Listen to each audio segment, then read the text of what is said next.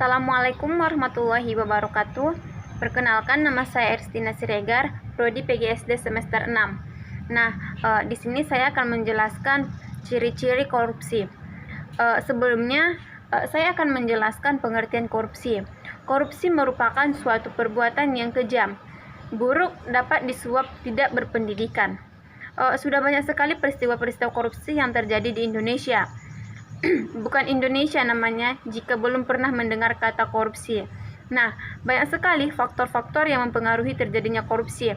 Di antaranya faktor ekonomi, faktor sosial, faktor budaya, dan lain sebagainya. Korupsi seharusnya diberantas, karena jika tidak diberantas, maka kasus korupsi masih terus bertambah. Korupsi bukan hanya tentang penyuapan uang, melainkan juga termasuk korupsi. Korupsi waktu ialah menyanyiakan waktu. Contohnya, seorang guru yang terlambat lalu mengambil jam pelajaran berikutnya untuk menutupi keterlambatan sebelumnya. Itu juga merupakan waktu korupsi. Jadi, kita sebagai calon guru jangan sesekali korupsi waktu. Misalnya, jika mata pelajaran sudah selesai, maka kita harus menyelesaikan pembelajaran itu. Jangan kita menyita waktu istirahat atau waktu pulang dari murid-murid kita. Karena jika kita korupsi waktu, maka secara langsung atau secara tidak langsung murid-murid itu akan tidak suka kepada kita. Seperti itu. Jadi, hindarilah yang namanya tentang korupsi waktu. Oleh karena itu, kita sebagai mahasiswa yang akan menjadi guru harus ikut serta dalam memberantas korupsi, dimulai dari hal-hal kecil agar bisa menjadikan pribadi yang baik untuk negeri kita, terjaga kenyamanannya, ketentramannya, dan terbebas dari yang namanya korupsi. Memberantas korupsi bukanlah hal yang mudah pastinya, apalagi kita sebagai penerus bangsa. Banyak goda-godaan yang menghalangi kita agar tidak bisa memberantas korupsi. Buktinya saja, tanpa kita sadari kita pernah melakukannya. Contohnya, kita menambah-nambah uang pengeluaran kepada orang tua kita dan tidak mengembalikan sisa dari apa yang kita minta kepada kedua orang tua kita misalnya. Hal seperti itu seharusnya kita hindari, bukan seharusnya dijadikan kebiasaan. Karena kalau kita membiasakannya, maka secara tidak langsung kita memulai korupsi dari diri kita sendiri, dari yang terkecil. Dari yang terkecil itu lama-kelamaan menjadi membesar. Jadi kita harus membiasakannya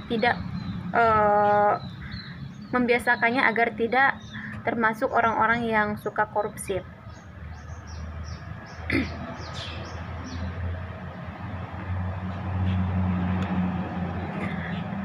Dampak korupsi bukan hanya merugikan diri sendiri, melainkan banyak merugikan semua orang.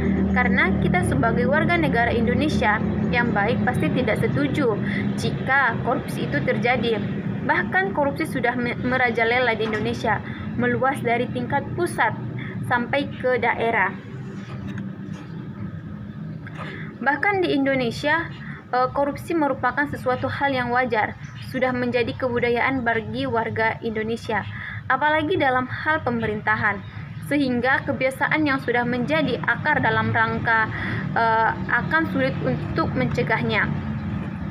Maka dari itu, kita sebagai generasi muda, penerus bangsa, harus menanamkan diri dalam diri untuk merubahkan kebiasaan buruk itu. Bersikap jujur adalah kunci awal dari merubah hal tersebut.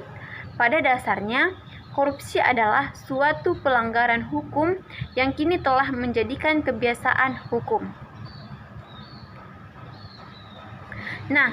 Pada intinya, saya akan menjelaskan ciri-ciri dari korupsi. Di antaranya adalah yang pertama, suatu pengkhianatan terhadap kepercayaan.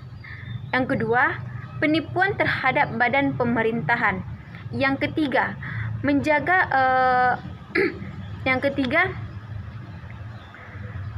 dengan sengaja melalaikan kepentingan umum untuk kepentingan khusus. Selanjutnya, dilakukan dengan rahasia, melibatkan dari satu orang.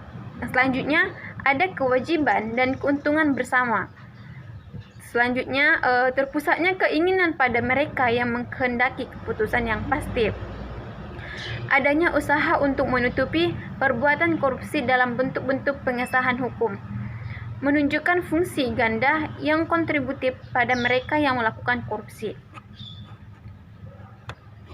Nah, jika kita melakukan suatu tindakan korupsi, maka akan ada akibatnya.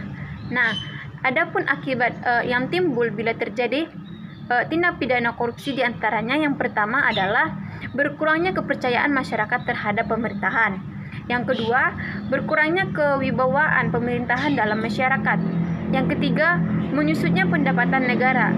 Itu sudah pasti karena uang negara itu akan dipergunakan untuk beberapa orang.